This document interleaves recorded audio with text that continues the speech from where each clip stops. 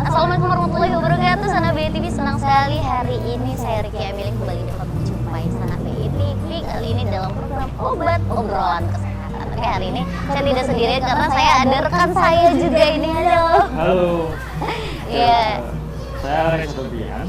Oke, saya dan Richard ini akan berbincang-bincang tentunya dengan narasumber istimewa kita ya hari ini, Richard ya. Iya. Ini kita sudah bersama dengan Dr. Vini Restu Insani, MKM. Nah, ini dari Yakmi ya, Dok ya. Iya, betul sekali. Assalamualaikum, Dokter. Waalaikumsalam warahmatullahi wabarakatuh. Apa kabar hari ini, Dok? Alhamdulillah baik, luar biasa. Alhamdulillah. Nah, hari ini kita akan berbincang-bincang bersama dokter dan juga ini mungkin kita ingin kasih tahu dulu nih ke Sana BTV yang ada di rumah kalau kita sekarang itu berada di distrik 2 di Jalan Pangeran Antasari. Kita ngobrol-ngobrol di sini enak banget juga suasananya ya. Jadi ngobrol bisa lebih santai juga. Dokter, ini tentunya hari ini kita berbincang-bincang tentang apa juga nih, Reca? Oke, pada segmen kali ini mungkin kita akan berbincang tentang peran profesi kesehatan masyarakat dalam pelaksanaan akreditasi FKTP atau Fasilitas Kesehatan Tingkat Pertama. Ini seperti yang kita ketahui kalau misalkan fasilitas kesehatan tingkat pertama atau fasilitas tingkat 1 ya dok ya, itu mungkin kayak puskesmas ya dok ya, Betul sekali. Ada puskesmas, ada klinik dan itu. Ada Dan dokter praktek mandiri, baik itu dokter gigi maupun dokter umum. dokter umum, dokter gigi itu masuk ke fasilitas tingkat Fasilitas 1 ya. tingkat Nah, satu. tapi kalau hari ini kan kita berbicara tentang profesi ataupun peran dari profesi si Kesehatan masyarakatnya, betul. Banyak nih teman-teman juga yang sering dengar, oh ada jurusan kesehatan masyarakat nih atau apa nih, tapi mungkin bagi orang-orang awam juga masih kurang tahu nih. Iya, betul sekali. Kesehatan masyarakat tuh lebih detail seperti apa, mungkin boleh diperjelas.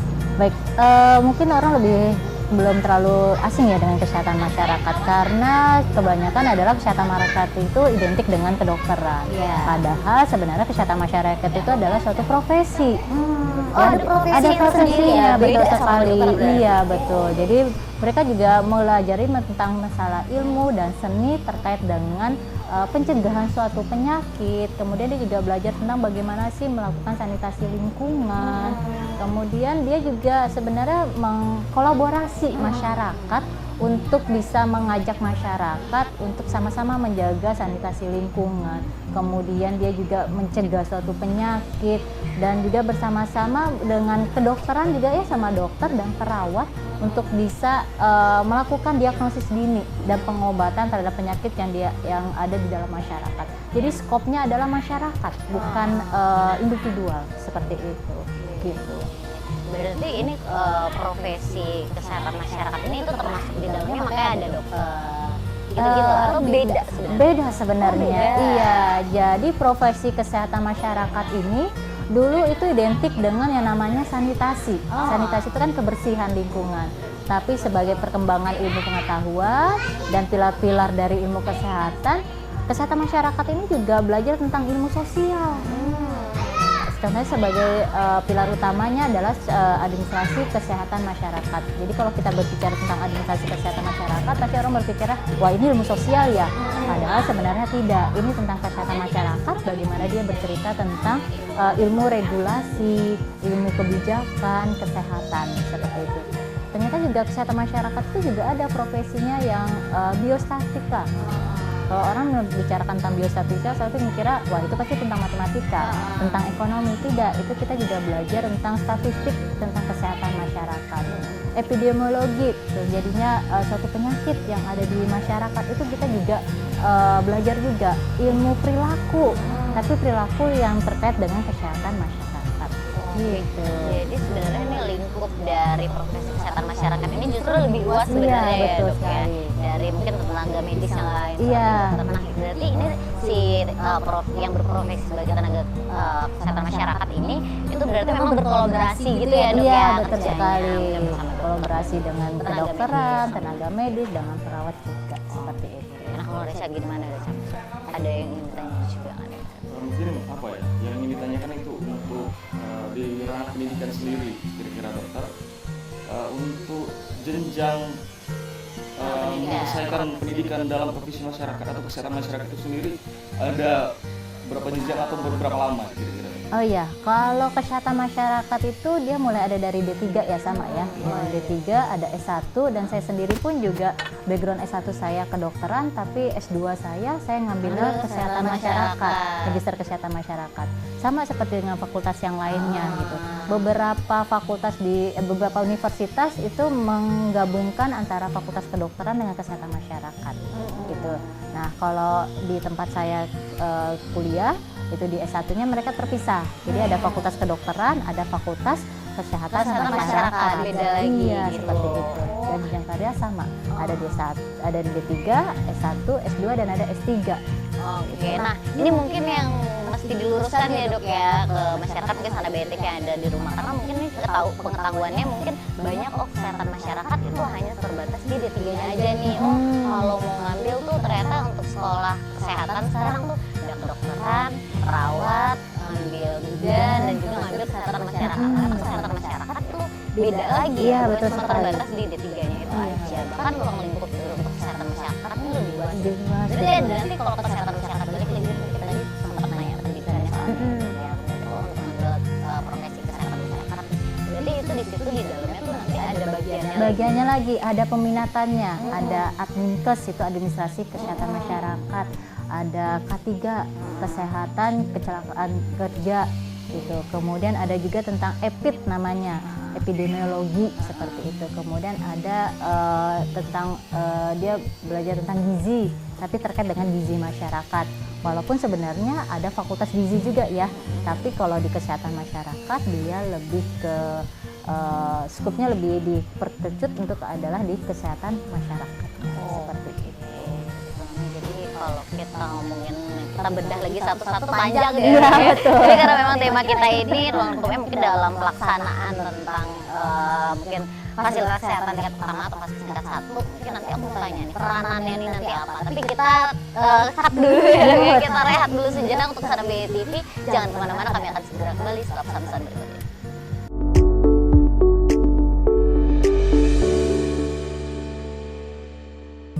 Sana BTV kembali lagi di obrolan kesehatan, masih bersama saya Riki Amelia dan juga direktur juga hari ini ada Dr. Vini. Nah, dan juga tadi mungkin di awal kita udah kasih tahu juga kalau sekarang kita berada di kawasan Yodan Distrik 2 yang kemarin baru saja grand opening nih, baru aja mungkin Sana BTV udah ada yang berkunjung juga karena di sini ada banyak pilihan juga ya. Mungkin kalau kita biasanya pengen staycation ya di hotel aja, berenang ya dapat tempat berenangnya aja. Tapi kalau di sini tuh ada banyak juga. Jadi di sini ada restonya juga, ada cafe resto juga, di sini ada tempat bermain anak-anaknya juga, ada payudaninya. Nah, kayak di sini nih tempatnya kita sekarang lagi ada di Pony Ride. Jadi lumayan ada pilihan baru ya dok ya, buat orang tua nih bawa anaknya buat jalan-jalan, ada Terus pilihan. refreshing, nggak usah jauh-jauh ya. Iya. berarti ya. Ini biasanya kan kalau kita jalan kemana ya, oh dia tempat cuma tempat Di luar perbelanjaan provinsi ya biasanya Iya, kan. atau jauh-jauh kalau di Bengkulu paling udah ke mall. Kalau sekarang tuh udah ada pilihan tempat liburan lainnya nih. Kalau nggak staycation juga untuk liburan santai-santainya buat anak-anak rekreasi juga gampang, itu udah enak. Dan selain itu ada juga merchandise shop juga di sini. Jadi kalau untuk mau beli ya mainan untuk anak-anak itu ada merek Playgo-nya. Oh, mereka punya rekreasi sendiri juga gitu. Jadi rekreasi pulang-pulang bawa oleh-oleh juga. Gitu. Gak usah jauh-jauh, karena Bengkulu udah ada. Oke, tapi kita balik lagi ya dok ya, ngobrol-ngobrol lagi nih barengan sama dokter Vini. Tapi sekarang kalau dokter apa aja dok kegiatan? Sekarang kegiatan saya sebagai surveyor akreditasi ya di lembaga akreditasi namanya Lavkesri. Oke. Jadi memang dari 2022 ya sebenarnya itu akreditasi itu sudah diumumkan, sudah di istilahnya sekarang ini malah dipaksa oleh pemerintah untuk semua melakukan akreditasi, bukan hanya terbatas pada fasilitas kesehatan tingkat pertama tapi juga fasilitas tingkat lanjut yaitu rumah sakit. Oke. Jadi awalnya tuh memang di 2022 itu rumah sakit yang dipaksa untuk akreditasi sebelum Desember. Nah di 2023 kemarin itu FKTP yang diwajibkan sampai dari puskesmas, kemudian klinik, dan untuk tahun ini adalah targetnya adalah praktek dokter mandiri baik dokter umum maupun dokter gigi. Oke, nah tapi kalau untuk kita ngobrol-ngobrolin mungkin tadi aku nanya peranan ya dok ya, tapi nanti dulu deh karena kita lagi ngobrolin akreditasi.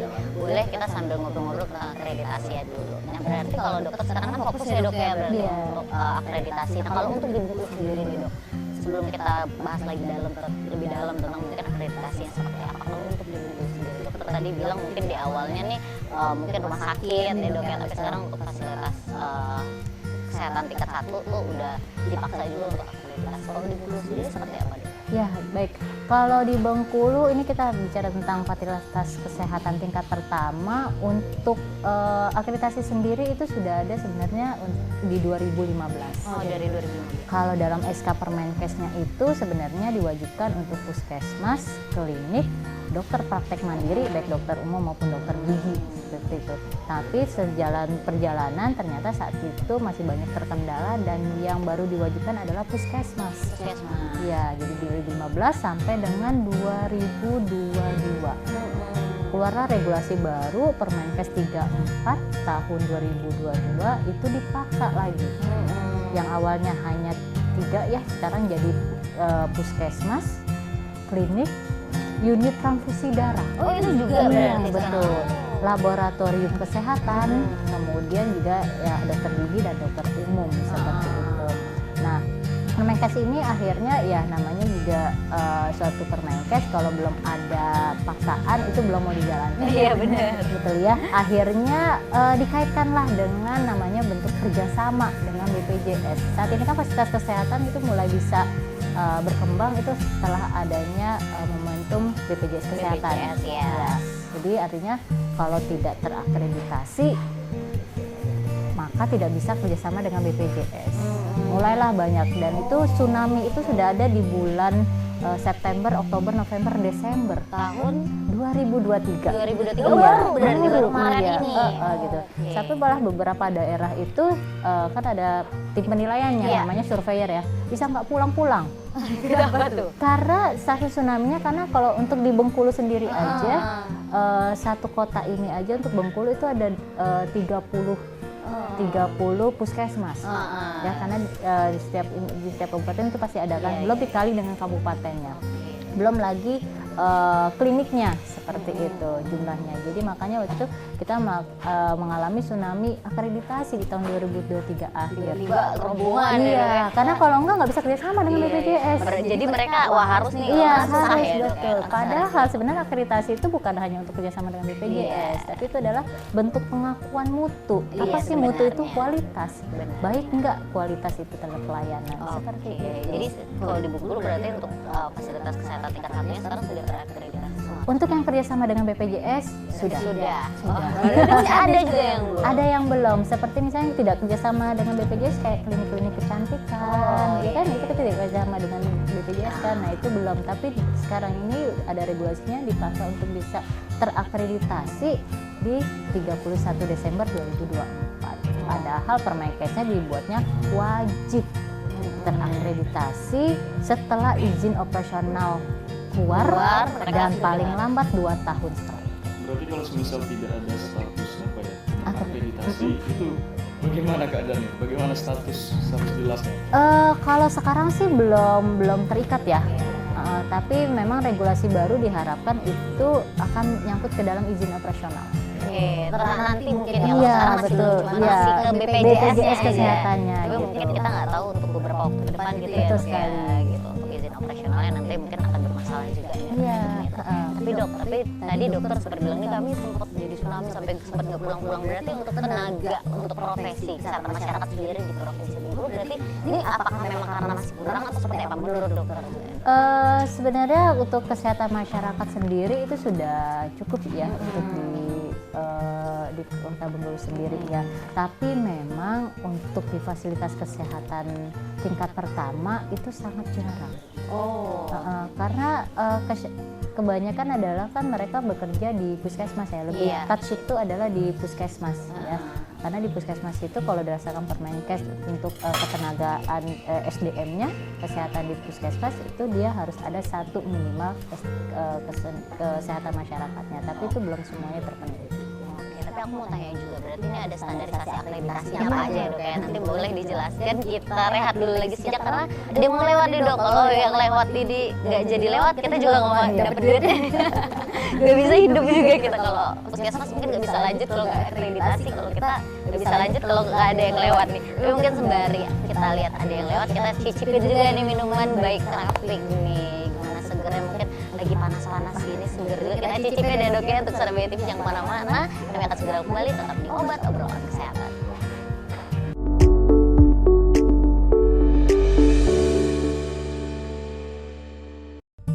Halo Sahabat BTV dimanapun Anda berada, kembali lagi dalam acara obrolan kesehatan. Tentunya kita masih bersama Dr. Vini Restu Insani.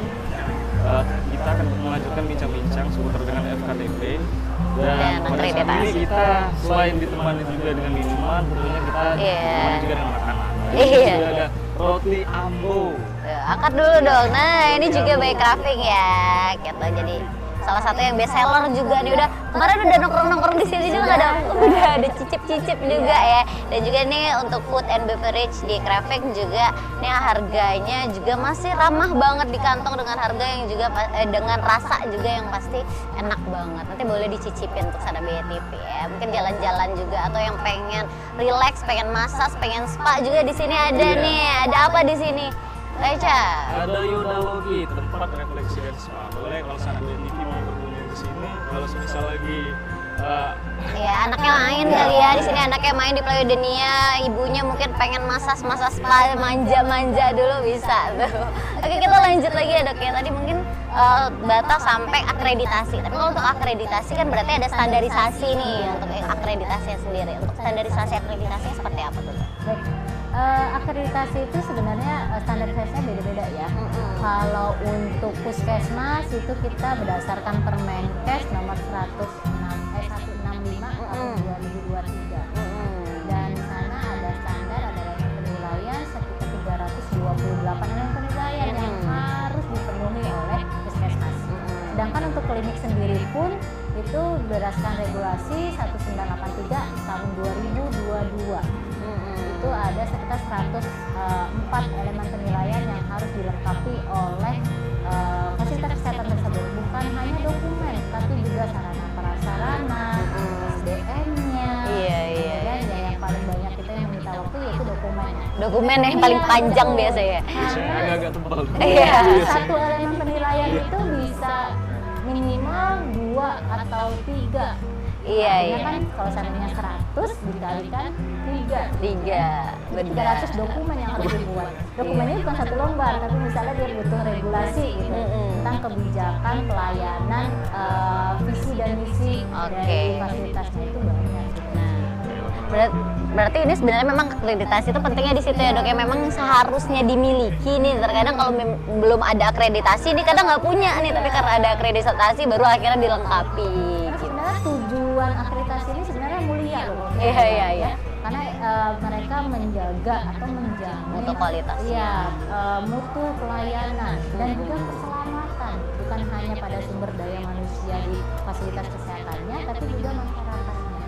Kemudian akreditasi itu juga dia meningkatkan tata kelola organisasi yang ada di fasilitas kesehatan dan tata kelola pelayanannya. Dan yang terakhir ya pasti yang membantu dong programnya pemerintah dalam upaya kesehatan yang diregulasikan di Indonesia ini. Seperti kita sekarang ini lagi hebohnya tentang stunting. Iya benar, lagi menjaga banget klinik, baik itu juga termasuk juga rumah sakit dan juga dokter praktek mandiri itu juga diupayakan untuk bisa membantu program pemerintah tersebut. Iya benar-benar untuk menekan angka stunting ya dok ya. Sekarang mungkin bukan cuma di Bengkulu aja, apalagi kalau di Bengkulu juga mungkin saya udah ada beberapa kali juga ngobrol nih mengenai penekanan angka stunting, karena di Bengkulu lumayan angka stuntingnya juga cukup rendah ya. Bagaimana mungkin di tahun 2024 ini itu lebih ditekan lagi angka stuntingnya. Mungkin jangan sampai sendiri dari mulai dokter, perawat, bidan, kesehatan masyarakat itu juga saling membantu untuk menjalankan program-program pemerintah tersebut. Nah, kalau untuk penyelenggara akreditasi penyelenggara akreditasi ini sebenarnya dalam Permenkes 34 tahun 2022 itu sudah dilakukan wajib ya, penyelenggaranya wajib kepada fasilitas kesehatan. Kemudian itu diwajibkan maksimal adalah 2 tahun ya. Jadi sebelum 2 tahun setelah beroperasionalnya suatu fasilitas kesehatan, maka mereka harus wajib untuk terakreditasi. Akreditasi ini sendiri pun juga setelah udah terakreditasi ini belum selesai nih kewajibannya. Maka kewajiban selanjutnya adalah dia harus bisa terakreditasi kembali setelah 5 tahun. utama gitu. Dengan memenuhi segala standar dan elemen penilaian yang dikeluarkan oleh Kemenkes seperti itu. Kalau untuk proses akreditasinya gimana? Proses akreditasi untuk fasilitas kesehatan itu nanti mereka mempunyai 3 ya. Jadi mulai dari persiapan akreditasi, kemudian pelaksanaan akreditasi dan pasca akreditasi. Jadi sebelum dilakukan akreditasi, maka Vaskes baik itu puskesmas maupun klinik dan praktek dokter gigi dan dokter umum, kemudian ada laboratorium dan juga unit transfusi darah, itu dia harus melakukan persiapan yang namanya self assessment. Jadi tadi kan sudah kita bicarakan bahwasannya ada elemen penilaian, mereka melakukan self assessment sendiri terhadap standar dan elemen penilaian tersebut. Apakah mereka sudah siap atau belum? Kemudian mereka membuatkan program peningkatan mutu. Ya, jadi program peningkatan mutu yang ada di fasilitas kesehatan tersebut, dan juga mereka melakukan penilaian atau pengukuran indikator mutu. Apa aja sih indikator mutu itu? Dia ada 3, ada indikator yang memang sudah ditetapkan pemerintah, yaitu indikator nasional mutu, kemudian ada indikator prioritasnya, dan ada indikator unitnya seperti itu. Berarti memang untuk proses akreditasinya sendiri ini harus panjang. Iya, panjang sebelum dilakukan akreditasi. Tapi kalau untuk surveinya sendiri sebenarnya cuma 2 hari. Iya. Persiapannya persiapannya kalau yang misalkan tingkat panjang. kesehatannya memang dari tingkat kesehatan tingkat pertamanya ini memang sudah melengkapi semua, sudah prepare semua, juga gampang ya dok ya. Oke, kalau kita bergeser dari akreditasi tadi ya, tadi Gereja juga kita sempat di awal juga menyampaikan nih, kalau untuk peranan dari profesi si kesehatan masyarakat sendiri nih, untuk akreditasi seperti apa? Iya, jadi kalau untuk akreditasi khususnya yang puskesmas ya, karena yang lebih touch banget dengan kesehatan masyarakat itu adalah puskesmas. Seperti itu. Nah, di puskesmas ini ada bab khusus untuk kesehatan masyarakat, unit kesehatan masyarakat esensial. Oh, ada sendiri ada berarti sendiri, bagiannya. iya, dan itu pun nyangkut ke dalam profesinya kesehatan masyarakat. Salah satunya misalnya tentang UKM-nya esensial promosi kesehatan. Dalam kesehatan masyarakat ada yang namanya profesi promosi kesehatan. Nah, disinilah fungsinya. Kemudian ada tentang masalah gizi. Nah, disitulah ada profesi gizi masyarakat. Ya, jadi ada memang akreditasi ini untuk khusus kesehatan masyarakat itu memegang 1 bab. Jadi dikhususkan untuk kesehatan masyarakat seperti itu. Ya, untuk si profesi kesehatan masyarakat ini sendiri itu memegang peranan penting ya. Iya, Ya. betul. Pasca tingkat 1 dan akreditasi yang sekarang juga lagi dikejar juga sama pemerintah gitu. Oke, ini sebenarnya banyak banget dok pertanyaan kita berdua ya Reca ya yang pengen ditanyakan, tapi memang karena keterbatasan waktu mungkin nanti kita bisa deh dok ketemu lagi ada kayak lain waktu, mungkin ada bab-bab episode selanjutnya. Oke, terima kasih ya dokter ya, hari ini sudah mau ngobrol-ngobrol, abis ini mungkin pengen jalan-jalan dan berkeliling dulu dok gitu, sambil atau pengen makan siang dulu juga deh di Crafting, karena sekali lagi mungkin tetap Sadabia TV ini baru saja grand opening kemarin ya, dan banyak juga di bagian-bagiannya ada Playodinia, ada Crafting juga untuk Crafting Resto, ada hotel juga nih, ada Tuki Azana Style Hotel, mungkin yang pengen coba staycation, karena sekarang orang udah staycation udah gak usah jauh-jauh ya dok ya, dan pengen refreshing juga seminggu sekali, aduh pengen staycation nih gitu, jadi boleh dicicip satu-satu nih, dicobain satu-satu, atau pengen rekreasi sama anaknya juga sekarang udah punya pilihan banyak, bukan cuma harus keluar kota ya, kayak dokter tadi udah gak usah jauh-jauh deh, di Bengkulu juga udah ada rekreasi Background, kolam renang, ada kuda poninya. benar, ada kuda poninya juga, anak-anak biasanya ngeliat di TV aja, di YouTube aja sekarang udah ada, bisa langsung jalan-jalan di sini ya dok ya. Oke, sekali lagi thank you loh dokter, udah mau ngobrol-ngobrol, sudah mau berbagi bersama saya Reca dan juga Sanabia TV. Boleh dok kita cicipin juga roti abu dan juga minum-minum yang segar dulu nih Baik Crafting.